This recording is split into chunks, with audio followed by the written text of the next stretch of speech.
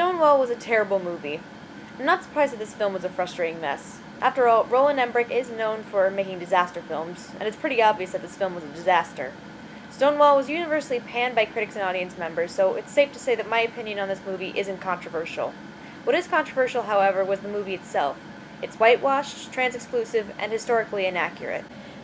You know what? Instead of reviewing this awful movie, I'm going to explain what actually happened during the Stonewall Riots. I can't begin to criticize this movie without explaining the event it blatantly disrespects. This movie is supposed to be a depiction of a defining historical event in the history of the United States, yet it fails to accurately depict its subject material. So here we go. Are you paying attention, Roland Emmerich? Stonewall Inn, which is located on 53 West Christopher Street, was not originally a gay nightclub and restaurant in the 1950s. However, in 1966, the nightclub was taken over by members of the Mafia and opened as a bottle club as opposed to an official bar, since the owners did not have a liquor license. Police raids of bars within the area were incredibly common at the time. In fact, there was a police raid at the Stonewall Inn just 4 days before the riots occurred. Police raids were common enough to the point that the staff at the Stonewall Inn were usually tipped off about police raids and were able to prepare accordingly. That was not the case, however, in the early hours of Saturday, June 28, 1969. So what exactly happened on that fateful night? On June 28, 1969, at around 1:20 a.m., the police raided the Stonewall Inn. While on most occasions the staff was usually tipped off about police raids, in this case they were unaware of a police raid about to occur. Police raids would normally take place earlier in the night, so when the police arrived at the entrance of the Stonewall Inn, people were surprised.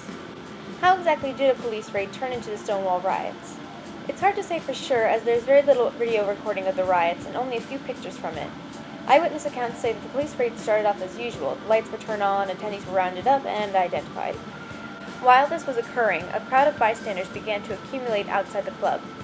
After a group of cops arrested and beat a woman, the crowd began to riot. While the riot only lasted for a few days, it was quickly followed by protests and demonstrations in New York, including the first ever annual Pride Parade, which started the following year. There is a large amount of speculation as to who started the riots.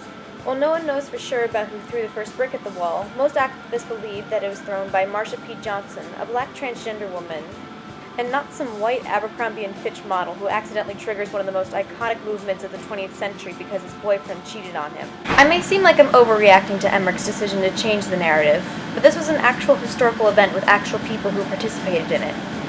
I doubt that Roland Emmerich's attempt at creating a movie about this event was meant to offend anyone. However, Stonewall was completely ignorant about the event and its participants, as well as its impact on American society. New York City is known for its diversity and availability for certain minorities to create their own form of community, whether it is Italian immigrants or Jewish Americans.